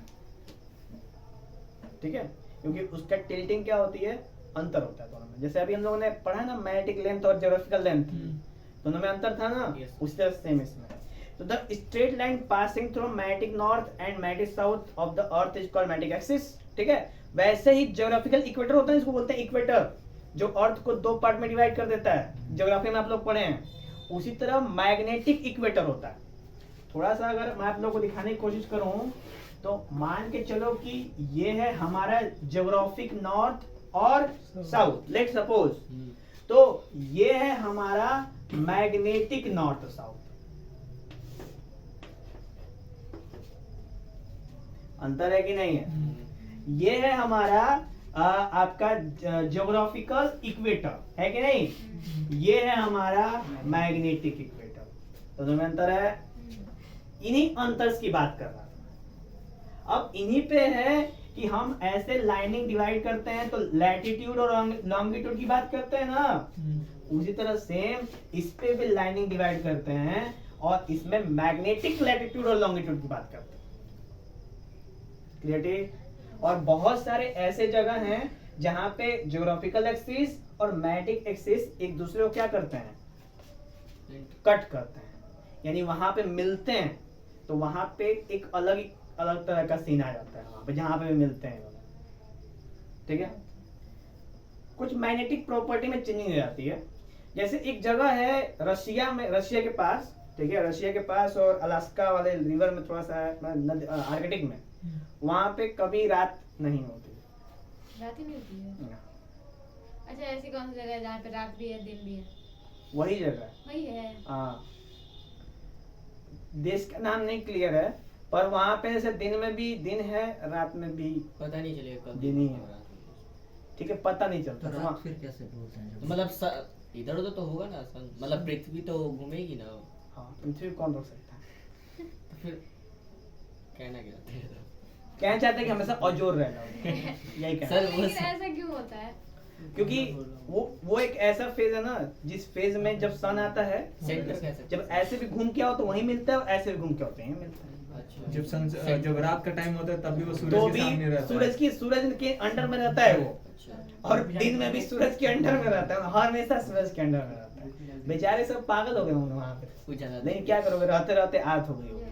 आप लोग जाएंगे, समझ में नहीं आएगा दिन हो रहा है कि रात हो रहा है। जाएंगे। सर वो हमारे लिए एडवांटेज होगा कि डिसएडवांटेज होगा? आपके लिए तो अगर कोई मतलब काम वहाँ- धाम नहीं है तो एडवांटेज है, एडवांटेज। वहाँ के लोगों के लिए अरे क्यों नहीं है एडवांटेज? एडवांटेज क्या होता है? मतलब फायदा हो तो हाँ, दिन भर दिन होता है, रात भर दिन होता है, इतना फायदा नहीं चाहिए। 24 घंटे एक दिन में मिल 24 घंटा होता है उनका एक दिन, रात तक है। रात तो होता ही नहीं है। अगर वहां का टूर करोगे ना, तो अगर कोई कंपनी दे रही है 3 दिन 2 रात, तो 2 रात का तो कोई मतलब है? 3 दिन में चले आएंगे। 3 दिन में चले आओगे। चलिए, उसी तरह हम बात करते हैं ज्योग्राफिक मेरिडियन और मैग्नेटिक मेरिडियन। ठीक है, ज्योग्राफिक मेरिडियन क्या होता है? तो जो नॉर्थ साउथ, यानी ऐसे ऐसे जो आते हैं ना, ये लॉन्ग वाला ऐसे करके, जो इसको सर्कलाइज करता है ऐसे। अभी मैप देख रहे हो तो मैप में देख रहे हो ऐसे ऐसे आ रहा है, ये जो लाइनिंग आ रही है जो डिवाइड कर रही है मैप को, बस देखो 68 डिग्री, 72 डिग्री, 76, 80, 84, ये सारे के सारे ज्योग्राफिकल मेरिडियन है। इसी तरह के मैग्नेटिक मेरिडियन होते हैं, पर उनका चार्ट नहीं है यहाँ। ठीक है, और उनके चार्ट में ऐसे ही दिखाता है, फिजिकली दिखाता है। उनके चार्ट में मैग्नेटिक इंप्रेशन दिखाता है कि कौन से कंट्री में मैग्नेटिक इंप्रेशन ज्यादा है। ऐसा कोई कंट्री जहाँ बहुत सारे हैं, सबसे ज्यादा मैक्सिमम? अब ये तो नहीं कोई कंफर्मेशन है, पर हैं बहुत सारे देश हैं जहाँ पे मैग्नेटिक इंप्रेशन ज्यादा होता है। जहाँ पे मैग्नेटिक इंप्रेशन ज्यादा होता है ना, वहाँ के लोगों का शरीर बहुत मजबूत होता है। क्योंकि मैग्नेट क्या करता है, हमारे बॉडी में सर्कुलेशन सिस्टम को बहुत स्ट्रॉन्ग करता है, शरीर में विटामिन और कैल्शियम की कमी को बैलेंस करता है। अच्छा। तो वहाँ के लोग को जो बोन प्रॉब्लम नहीं होती है, जल्दी हड्डी की प्रॉब्लम नहीं होती। इसलिए वो कोई मतलब बीमार रहता है तो मैग्नेट वाले बेड पर सोता है। देखिए, ठीक, तो उससे क्या फायदा होता है? नहीं सब देखने होता है। अरे ठीक है, तो क्या होता है उससे? बॉडी में जो प्रॉब्लम है दूर हो जाती है। कहते हैं ना मैग्नेटिक बीट्स पहनने चाहिए ताकि ब्लड प्रेशर मेंटेन करता है। मैग्नेटिक बीट्स होता है क्या ना पहले कि में भी जैसे पहले पहले के लोग होते थे ना, तो वो बिना चप्पल के चलते थे जमीनों पे, चलते जाते थे। ठीक है, लेकिन अभी क्या है कि इसमें जूता हो गया है, इसमें चप्पल, बिना चप्पल के तुम 10 कदम नहीं चल सकते, चल जाओ तो लगे पैर छिल गया। तो ये क्या बतलाता है? ये बताता है कि हम दिन प्रतिदिन नाजुक कली होते जा रहे हैं, है ना। लेकिन पहले लोग क्या करते थे, 10-10 किलोमीटर 100-100 किलोमीटर पैदल बिना कोई चप्पल के चल जाते थे। इससे क्या होता था कि उनका नेचर के संग जुड़ाव बड़े लंबे समय तक, जिसकी वजह से उनकी मैग्नेटिक प्रॉपर्टी बॉडी क्या होती थी हमेशा बैलेंस। और हम लोग की क्या है, नेचर के संग जुड़ाव है नहीं, हमेशा चप्पल पहन के घूमते रहते हैं। तो जूता नेचर के संग कोई जुड़ाव है नहीं है। इस वजह से हमारे अंदर मैग्नेटिक प्रॉपर्टी की प्रॉब्लम होती है, तो बीपी का इश्यू स्टार्ट होता है। ये सुबह सुबह डॉक्टर कहते हैं नंगे पैर। हाँ, तुम तेज हो गए, बताओ डॉक्टर बनोगे। नहीं कहते हैं ऐसे तो डॉक्टर। आगे बात करें। Yes, sir. चलिए अब अर्थ के मैग्नेटिक फील्ड की बात करो तो element of earth magnetic field, यानी अर्थ मैग्नेटिक फील्ड में कौन कौन से एलिमेंट हैं इनके बारे में जानना है। तो पहला है एंगल ऑफ डिप, जिसको एंगल ऑफ इंक्लिनेशन भी कहते हैं। दूसरा है हॉरिजॉन्टल कंपोनेंट। तीसरा है डिक्लिनेशन। तीन ही है, चौथा ठीक है, देख लेते हैं तीनों।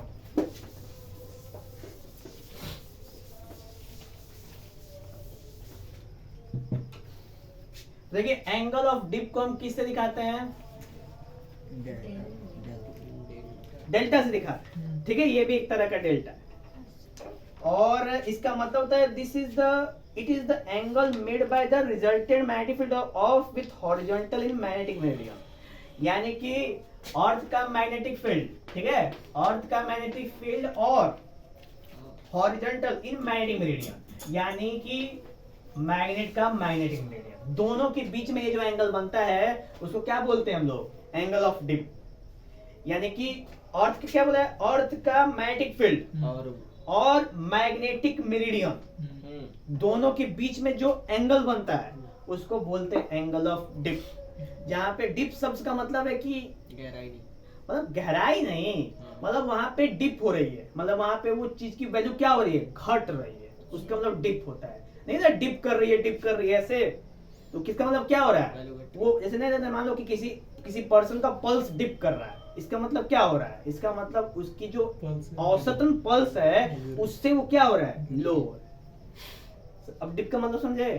चलो नेक्स्ट है it's value is 0 at equator and 90 degree at the pole. दिमाग में रखो, एमसीक्यू में आएगा ये, ठीक है। इसकी वैल्यू, डेल्टा की वैल्यू इक्वेटर पे कितनी होती है? 0 होती है, दिमाग में रखना एकदम, 0 होती है। और पोल्स पे कितनी होती है? 90 डिग्री होती है। एकदम परफेक्ट, एकदम दिमाग में रखिएगा, एकदम भूलिएगा मत इसको, ठीक है। एमसीक्यू में जब सबसे ज्यादा चांसेस है पूछने के लिए ये सब। आप जरूर पूछेंगे। नेक्स्ट है हॉरिजॉन्टल कंपोनेंट। हॉरिजॉन्टल कंपोनेंट क्या होता है? तो जब भी हम माने अर्थ, देखो पीछे पेज पलट दो, थोड़ा पीछे फिगर, सॉरी इधर ही है। पीछे थोड़ा पलट लीजिए, देख लीजिए पेज नंबर 9 पे आप देख सकते हो वहां पे डेल्टा बनाया हुआ है जहां पे एंगल ऑफ डिप की बात कर रहा था मैं। और आप गौर करो कि वो वैल्यू क्या हो रही है? डिक्रीजिंग ऑर्डर में जा रही है, सरफेस से नीचे जा रही है, इसीलिए मैंने बोला डिप वाली बात। उसके बाद देखो बीएच, देख रहे हो बीएच? बीएच मतलब horizontal component of magnetic field, तो उसको हम किससे दिखाते हैं? बीएच से, ठीक है। और इसकी वैल्यू 0 होती है पोल पे और इक्वेटर पे कितनी होती है? 90। तो इसका ठीक उल्टा हो गया, तो इक्वेटर पे कितना होता है? वो 0 और पोल उल्टा बोल रहा है, अरे, इक्वेटर पे 90 और 90 पोल पे 0 होता है। इसको भी याद रखिएगा, ठीक है, कंफ्यूज नहीं होइएगा, दिमाग में रखिएगा। फिर से ये बता हॉरिजॉन्टल का था हाँ, ये हॉरिजॉन्टल का, और वो हॉरिजॉन्टल का, और ये है डिप का। सिंपल है ना कि इन दोनों को याद मत रखो, इन सब में का बस एक याद रखो, बाकी सब दूसरा वाला तो खुद याद ही हो जाएगा। अपने आप हो जाएगा, उल्टा। तो इसलिए कंफ्यूजन नहीं होगा। चलो नेक्स्ट है डिक्लिनेशन। तो डिक्लिनेशन मतलब it is the angle between geographical meridian and magnetic meridian. तो देखो डिक्लिनेशन कहाँ पे है? कहाँ पे डिक्लिनेशन? कहाँ है? देखो इस पे फिगर में बीबी थीटा, थीटा देखो डिक्लिनेशन दिया हुआ है, Yes, sir. देखो कहाँ दिया हुआ है? बीएच कॉस थीटा और बीएच, इनके बीच में डिक्लिनेशन एंगल होता है। बीबी क्या तो बी भी है उसका वर्टिकल, मतलब मैग्नेटिक फील्ड का वर्टिकल कंपोनेंट है। हमने कंपोनेंट ब्रेकिंग की है इसमें, बोलिए कोई दिक्कत? चलो तो यहाँ पे हो गया आपके सामने, it is major theta east और थीटा वेस्ट। इसमें कोई दिक्कत नहीं है, इसको हम थीटा ईस्ट और थीटा वेस्ट की तरह ट्रीट करते हैं। यानी हम नहीं होता है वो जो कोऑर्डिनेट पता करते हैं तो कहते हैं 9.3376 नॉर्थ और 2.3376 ईस्ट। तो जो ईस्ट वाला और वेस्ट वाला बात बोलते हैं ना, उसमें हम किसका प्रयोग करते हैं? डिक्लिनेशन का प्रयोग करते हैं। अच्छा, जब कोऑर्डिनेट कोऑर्डिनेट्स का डिसीजन होता है। और जब मिनट्स में बोलते 76 डिग्री, मतलब यही, अरे डिग्री को मिनट में नापते नहीं है। वही बोले मिनट्स में। अगर डिग्री से छोटी वैल्यू तो किस में मिनट्स नापेंगे? में। अब मिनट छोटी हो तो सेकंड में। क्लियर हुआ? हम्म। तो देखो तो हो गया हो। अब नेक्स्ट जब ये फिगर अगर आपके एग्जाम में आ गया तो ये फिगर जरूर बनाना। ये फिगर देख लो, जो फिगर नहीं चल रहा है, ठीक है, इस टाइप का फिगर है ना, ये ऐसे, ये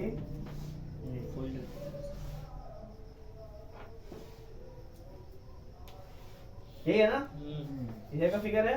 फिगर देख लो और इसको एकदम ख्याल से मौके पे चेप देना। एकदम गारंटी बता रहा हूँ, नंबर बड़ी बढ़िया मिलेगा। 5 की जगह पे 5 ही मिलेगा। 5 भी मिल जाए वही बड़ी बात है, ठीक है। Yes, sir. चल नेक्स्ट है, जब हम इसकी मदद से क्या निकालते हैं, नेट बी की वैल्यू निकालते हैं। नेट बी कैसे निकलेगा, तो हॉरिजॉन्टल और वर्टिकल कंपोनेंट को आपस में क्या कर देते जोड़ हैं, देते। सम कर देते हैं। कैसे, तो देखो BH की वैल्यू होती है ना कितनी, B cos डेल्टा, और BB की वैल्यू कितनी होती है, B sin डेल्टा। दोनों को स्क्वायर करके जोड़ दो तो क्या हो जाएगा, B square H plus B square V is equal to B square sine square delta plus cos square बिल्कुल। डेल्टा। यही होगा ना, Yes, sir. जोड़ना है ना, तो जोड़ना है तो क्या आ गया हमारे सामने, sine square plus cos square delta की वैल्यू कितनी हो गई, 1। तो हमारे पास B की वैल्यू कितनी हो गई, root under B square H plus B square V। ऐसे आप नेट निकाल सकते हैं, ठीक। अब नेक्स्ट है कि अगर आपको मतलब कि एंगल मतलब कि डायरेक्शन निकालना है, डायरेक्शन मेजर करना है, तो हम हमेशा tan निकालते हैं। तो नेक्स्ट हो जाएगा tan delta is equal to क्या होता है, BV अपॉन BH, यानी परपेंडिकुलर अपॉन बेस। ओके, ये भी हो गया। नेक्स्ट है some important terms used to describe magnetic properties of material. कुछ इंपॉर्टेंट टर्म्स हैं जिससे मैग्नेटिक प्रॉपर्टी डिस्क्राइब करेंगे, ठीक है। इसमें से सारे के नहीं, कुछ के बारे में जान लेते हैं, ठीक है।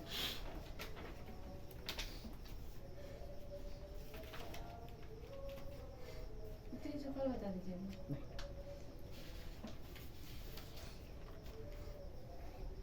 ये हो गया। Yes, sir. किसी को डाउट, किसी को समझने में दिक्कत तुक्कत परेशानी, इधर इधर इधर आपको क्या, इसको छोड़ के चलो नेक्स्ट बात करेंगे हम इंटेंसिटी ऑफ मैग्नेटाइजेशन की, ठीक है। आई, ये क्या होता है, तो ये होता है आपका क्या होता है वो, ये वाला, ये होता है dipole moment of a substance per unit volume.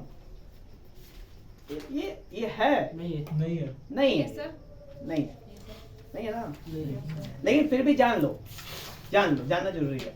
आई का मतलब क्या है, क्योंकि आई और एच का प्रयोग आपको हिस्टेरिसिस कर्व में किया है, इसलिए जान लो, ठीक है। क्योंकि हिस्टेरिसिस कर्व जानना है, वो है ना वो सिलेबस में, बाद में जाना है। नहीं अभी जानना है, इसी में है। Yes, sir. पीछे है साला। हाँ, तो नेक्स्ट है इंटेंसिटी ऑफ मैग्नेटाइजेशन, जिसको हम आई से दिखाते हैं।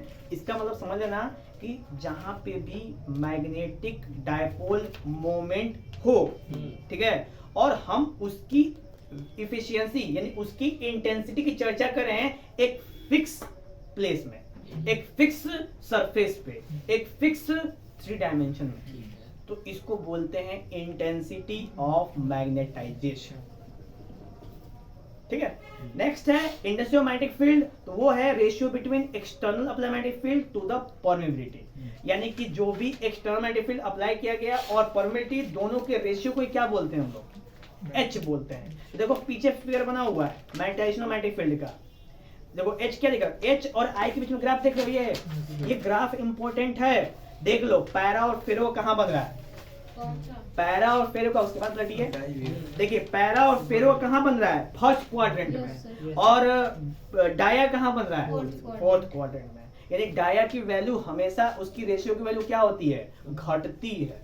घटने का सेंस क्या है कि आई की वैल्यू डिक्रीज होती है, तभी तो वो किस क्वाड्रेंट में पहुंचा है, Fourth quadrant. फोर्थ क्वाड्रेंट में। ध्यान रखिएगा हमेशा, पर डाया के लिए आई की वैल्यू क्या होती क्या है, है? डाया मैग्नेटिक, डायामैग्नेटिज्म, नहीं पता, नहीं। अभी हम बात करेंगे, ठीक है। ठीक है। और पैरा और फेरो, देखो पैरा और फेरो दोनों फर्स्ट में है, यानी दोनों के लिए आई और एच की वैल्यू क्या होगी,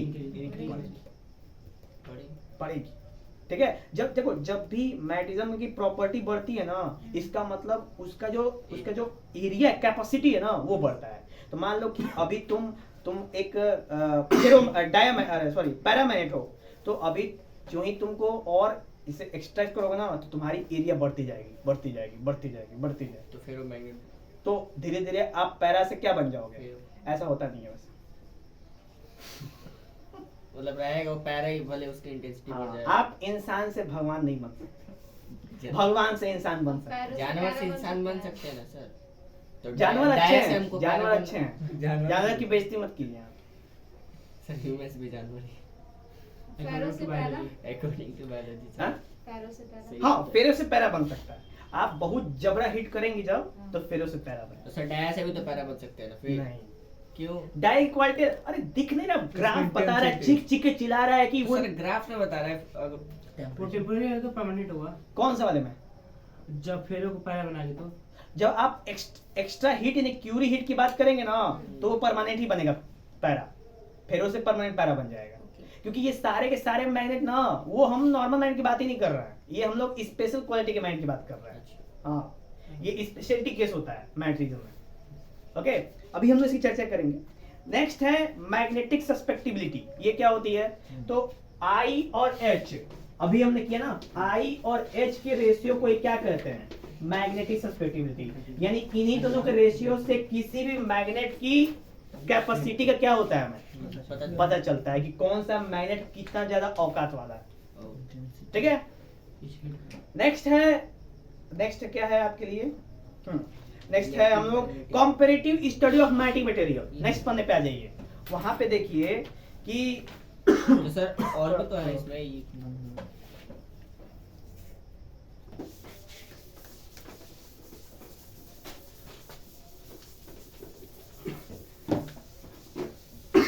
हो गया। ये से चल रहा है। हाँ चलिए अभी हम लोग बात करते हैं मैग्नेटिक मटेरियल, ये तो नहीं है। Magnetic material. मैग्नेटिक मटेरियल को हम कितने पार्ट में क्लासिफाई करते हैं, 3। कौन सा, पैरा, डाया फिर और फेरो, तीनों की बात करते हैं। पैरा कैसा होता है, तो अगर हमने पैरामैग्नेटिक फील्ड, पैरामैग्नेट को अगर रख दिया, तो कोई फील्ड लाइन ना वो अपने अंदर से क्या करेगा, पास करेंगे। गुजारेगा। थोड़ी सी दूर भी होगी ना तो भी वो क्या करेगा, अपने अंदर से क्या करेगा, वो देख रहे हो ना कितनी इसकी कैपेसिटी है। इतने अगर फील्ड में कोई भी मैग्नेटिक फील्ड लाइन आई तो वो अपने अंदर से क्या करेगा, पास करा देगा। ठीक है। अच्छा, डाया क्या होता है, डाया अगर आपने प्लेस कर दिया तो ये जो फील्ड लाइन है ना, वो अब ऐसे हो जाए, वो अपने अंदर से नहीं जाएगा। वो अपने अंदर से जाने ही नहीं देता है किसी को। ऐसा क्यों? कहता है my life is so private. क्यों सर? ऐसा क्यों? हाँ, अपने आसपास किसी को भी भटकने नहीं देता है। इसमें फिगर इस फिगर में तो क्लियर। फिगर में जा रहा है सर, कुछ सब पार्टिकल जा रहा है, सब फील्ड मैग्नेटिक वो गल उसमें कुछ फील्ड जो है जा रहा है, पास हो रहा है। जा नहीं रहा, वो बस बता रहा है सिंगल। वो एक तो एक्सिस है सामने। देखो लिखा है फीवली रिपेल्ड, रिपल्ड लिखा है, ये रिपल्शन आप साफ साफ देखो ना। ठीक है, क्या लिखा है, फीवली रिपेल्ड यानी रिपल्शन होता है। ठीक है, जानते हो ना कि एक आध को एक्सेप्शन हो जाता है, चलो ठीक है, एक ले लेंगे। खुश।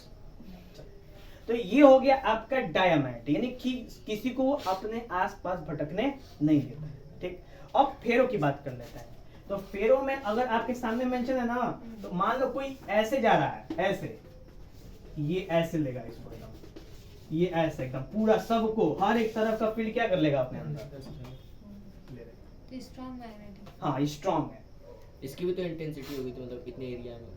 इसकी जो इंटेंसिटी है वो पैरा से बहुत ज्यादा है, एक्सेप्शनल है एकदम। ठीक है, तो ये हो गया हमारा मतलब कि फिगर के हिसाब से पैरा, फेरो और डाया। समझ आया? अब इसकी प्रॉपर्टी दूसरे तौर पे बात करते हैं। तो देखो, डायामैग्नेटिक फीबली रिपेल्ड यानी रिपेल्ड करता है, पैरामैग्नेटिक फीबली अट्रैक्ट यानी अट्रैक्ट करता है, और फेरोमैग्नेटिक स्ट्रांगली अट्रैक्ट, बहुत ज्यादा स्ट्रांग अट्रैक्ट करता है। ठीक, दूसरा पॉइंट है एक्सटर्नल मैग्नेटिक फील्ड। तो देखो, जब भी हम एक्सटर्नल मैग्नेटिक फील्ड अप्लाई करते हैं ना, तो M और H की वैल्यू में क्या है, ये बनता है आपका एंटी पैरेलल 180 डिग्री। गौर करो, डाया में कितना बनता है, एम और एच के बीच में 180 डिग्री बनता है, ठीक। और हाँ, और पैरा और फेरो में कितना बनता है, 0 डिग्री, जिसकी वजह से जो मैटिक प्रॉपर्टी होती है क्या हो जाती है, स्ट्रांग हो जाती है। ये हीट है। H no intensity of magnetization है एच। इट डज इट, अरे गजब लड़का है भैया ये तो। पीछे में पड़ गया। अभी हम लोग क्या बताए हैं, नहीं आए। दूसरे का नाम। एक पन्ना पीछे पलटो, 9 नंबर पे देखो, intensity of magnetic field, 9 number पन्ने पे देखो। हो गया, हो गया कि नहीं हुआ? Yes sir. अब सस्पेक्टिबिलिटी में देखो, सस्पेक्टिबिलिटी मैंने कहा ना कि नेगेटिव बन रहा है। अभी हम लोग पीछे देखे हैं ग्राफ में, वो देख रहे हो ग्राफ में, यस सर। जो फर्स्ट क्वाड्रेंट में पैरा फेरो है और सेकंड फोर्थ क्वाड्रेंट में डाया है। हाँ। तो देखो, तो वही चीज यहाँ पे मेंशन है, सस्पेक्टिबिलिटी डाया के नेगेटिव है और पैरा के लिए पॉजिटिव और फेरो के लिए Highly highly positive. Positive. Okay, next है जो परमेबिलिटी है, वो है सबके लिए। देखो क्या है ना कि केवल डाया के लिए वो लेस देन 1 है, लेकिन बाकी पैरा और फेरो के लिए ग्रेटर देन 1 है। ठीक है, परमेबिलिटी समझते हैं। नेचर, आइट साइड का एटमॉस्फेयर, सराउंडिंग, उनके हिसाब से, अपने हिसाब से बनाने, जैसे नहीं होता था एप्सिलॉन नॉट। परमिटिविटी, याद है परमिटिविटी क्या होती है, जब मैग्नेटिक इलेक्ट्रिक फील्ड लाइन एक मीडियम से दूसरे मीडियम शिफ्ट करते हैं तो जो परिवर्तन आता है इंटेंसिटी में कम, इसी तरह मैग्नेटिक में भी होता है। पर बशर्ते मैग्नेटिक में हम उसको किससे दिखाते हैं, परमिएबिलिटी से दिखाते हैं, और इलेक्ट्रिक फील्ड में परमिटिविटी से दिखाते हैं। समझे हैं? नेक्स्ट है इफेक्ट ऑफ टेम्परेचर। टेम्परेचर का इफेक्ट कैसे पड़ता है, तो डायमैग्नेटिक पे इंडिपेंडेंट है, तुम कुछ कर लो वो अपने अंदर से किसी को भी पास नहीं करने वाला है, मैंने कितना हीट कर लो, कूल कर लो। लेकिन पैरामैग्नेटिक और फेरोमैग्नेटिक क्या है, इनवर्सली प्रोपोर्शनल है। कहने का मतलब क्या है कि जब आप हीट बढ़ाओगे तो इनका जो मैग्नेटिक प्रॉपर्टी क्या होगा, घटेगा। सर डाया में नहीं घटेगा, क्या चीज, डायमैग्नेटिक में डायमैग्नेटिक में क्या घटे, तो सफा सफा है, कोई डिपेंडेंसी नहीं है डाया में, ऐसा क्यों, वो भी तो मैग्नेट ही है ना। बस नहीं है। यस सर, नहीं है। ठीक है, नेक्स्ट हम लोग बात करेंगे एग्जांपल में, तो एक एग्जांपल देख लो, बिस्मथ कॉपर, एल्युमिनियम सोडियम और आयरन कोबाल्ट। कम से कम 2 एग्जांपल दिमाग में रखो। यस क्लियर हुआ? फेरो का नहीं पता है इफेक्ट ऑफ टेम्परेचर, बताइए। पता है तो इनवर्सली प्रोपोर्शनल है। यस सर, आगे बताइए। क्यूरी वेस्ट लॉ और नॉन यूनिफॉर्म मैग्नेटिक फील्ड भी नहीं पता है, ऊपर आइए, वो भी नहीं पता है। तीसरे नंबर पे बताइए। जो जानना है आपके लिए काफी।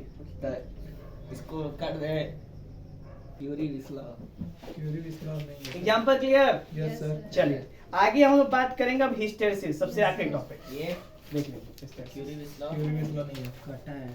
नोट्स में लिखवा है, नहीं लिखवा है। इस लॉ है सर, कौन निकला? अकॉर्डिंग टू नहीं हिस्टेरिसिस है सर, ठीक है ठीक है। सब छूटा ठीक, सब छूटा राजी हो रहा है। कौन ही क्या करता है सबका। ये साथ दे दो।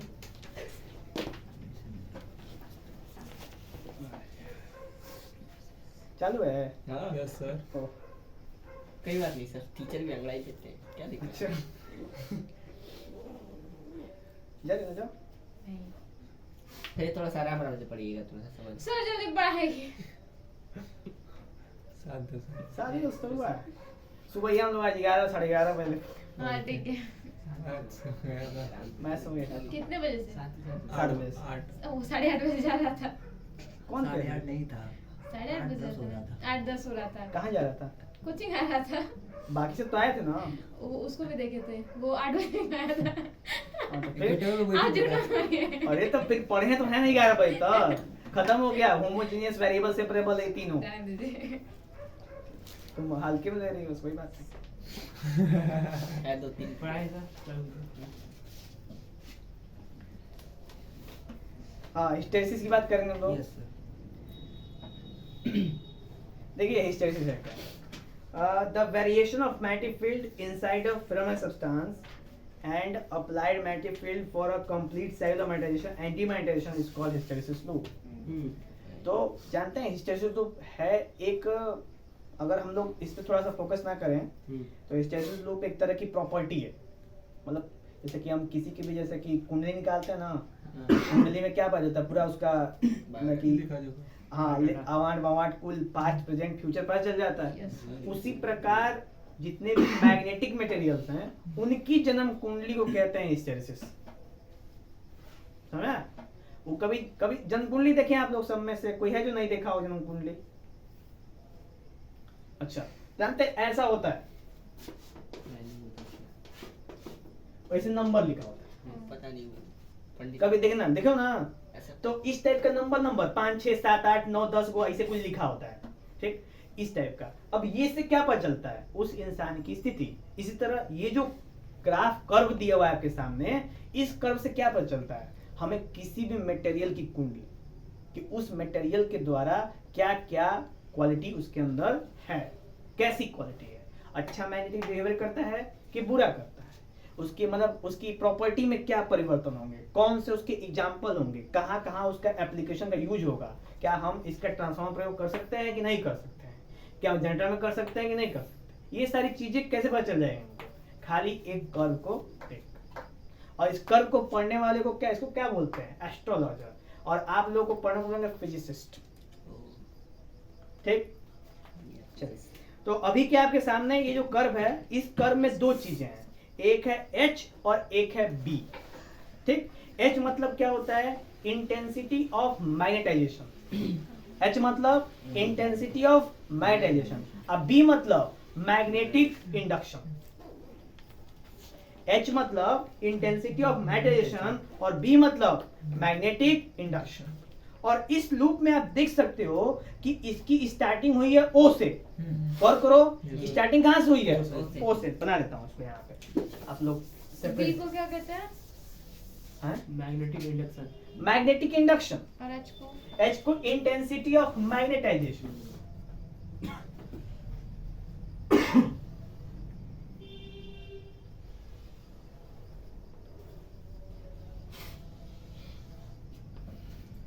ठीक है, बन गया ना? अब देखो यहाँ पे क्या है? O है, ये क्या है? H है, ये क्या है? B है, ठीक है। और यहाँ पे A और C और F और कुछ बचा है वो? D बचा ना? D, यहाँ पे E और कुछ कहीं ना बचा है? B dash. यहाँ पे B है। तो ये यही है ना? बी डैश वो बुक है क्या आपके पास? कॉपी है सर, नोट बुक है ना? कुछ हम कहें कहाँ फॉल्ट जैसा हो रहा है? BH, हाँ सही, BH है ना? हाँ ठीक है। तो B मतलब मैग्नेटिक इंडक्शन और H मतलब इंटेंसिटी ऑफ मैग्नेटाइजेशन। ठीक है, अच्छा। अब इसी कर्व पे देखो, यहाँ से जब आपने इसकी प्रॉपर्टी की मतलब की स्टडी करना शुरू किया तो इसमें इसके अंदर इंक्रीजमेंट हो रही है। H की वैल्यू थोड़े के लिए B की वैल्यू बहुत ज्यादा इंक्रीज कर रही है। ठीक है, ऐसा करते करते एक पॉइंट पे पहुंचे, इसको बोलते हैं सैचुरेशन पॉइंट। ठीक है, और इसका नाम है आपका, क्या नाम है वहां पे मेंशन? सैचुरेशन। सैचुरेशन। ठीक है, उसको क्या बोलते हैं? Saturation. सैचुरेशन। यानी एक बार यहाँ पे, अब इसके बाद ना तुम कितना भी आप इलेक्ट्रिसिटी दे दो, कितना भी एक्सटर्नल इफेक्ट लगा दो, इसकी क्वालिटी इससे ऊपर नहीं बनेगी। क्लियर हुई? उसी प्रकार जब नीचे हम आते हैं तो यहाँ पे भी हमको क्या मिलता है? Saturation point. ओके, अब देखो यहाँ से यहाँ तक की दूरी और यहाँ से यहाँ तक की दूरी का एक स्पेसिफिक नेम है। क्या है वो? रिटेंटिविटी और कोर्सिविटी। क्या नाम है? रिटेंटिविटी और कोर्सिविटी। तो रिटेंटिविटी किसको कहते हैं? तो रिटेंटिविटी कहते हैं हम लोग इसको, ओबी को। क्या कहते हैं इसको? ओबी को कहते हैं हम लोग रिटेंटिविटी। और कोर्सिविटी किसको कहते हैं? ओएफ को। ओएफ को हम कहते हैं कोर्सिविटी। उसी को भी तो कह सकते हैं। इक्वल है दोनों। हाँ कह सकते हैं, आपकी इच्छा है तो उसी लगा दीजिए यहाँ पे। ठीक है, ये चीज हो गई क्लियरिटी। अब इसमें एक सीन क्या है देखो, इसको इस पूरे को कहते हैं लूप और इसकी प्रॉपर्टी स्टडी करने के तरीके को कहते हैं हिस्टेरिसिस लूप।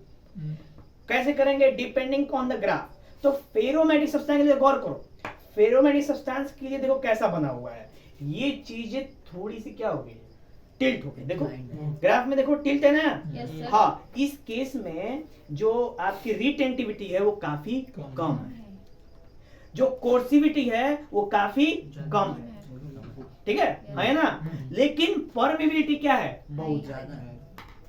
इसलिए ये फेरोमैग्नेटिक में सॉफ्ट आयरन का प्रयोग होता है, ठीक है। जब हम इसका प्रयोग करते हैं ना तो जितना भी फ्लक्स इसके अंदर जाता है वो क्या हो जाता है, इसको और ऊपर सैचुरेशन पॉइंट तक कहाँ ले जाता है, सैचुरेशन पॉइंट तक ले जाता है, जिसके वजह से ना जो ही करंट जाता है, मतलब जब तक करंट रहेगा तब तक वो कैसा बिहेव करेगा, मैग्नेट की तरह, और जो ही करंट निकला वो कैसा हो जाएगा, सॉफ्ट आयरन सॉफ्ट आयरन। लेकिन वही देखो हार्ड आयरन का, देखो तो हार्ड आयरन का पहले से ही ऑटोमेटिकली पहले से ही तुम्हारा कोर्सिविटी और रिटेंटिविटी क्या है, हाई है। जब आप उसको इलेक्ट्रोमैग्नेट बनाओगे ना तो वो लूज करने में समय लेगा, यानी बना दिया बन गया, अब जो बंद कर दो ना अभी वो इलेक्ट्रोमैग्नेट क्या रहेगा, बना रहेगा, उसके अंदर नेचर क्या रहेगा, बना रहेगा, ठीक है। तो आप कहोगे ई का बंद कर दें फिर भी मैग्नेट बना हुआ है, तो ये केस है हार्ड आयरन। तो ये डिफरेंस है आपके सॉफ्ट आयरन हार्ड आयरन के हिस्टेरेसिस कर्व पे, और हिस्टेरेसिस कर्व से पता चल गया कि ये हार्ड आयरन है कि सॉफ्ट आयरन है कि नहीं। क्लियर हुआ। Yes, sir. ऐसे करके हम लोग का मैग्नेटिज्म चैप्टर हो गया समाप्त। मजा आया।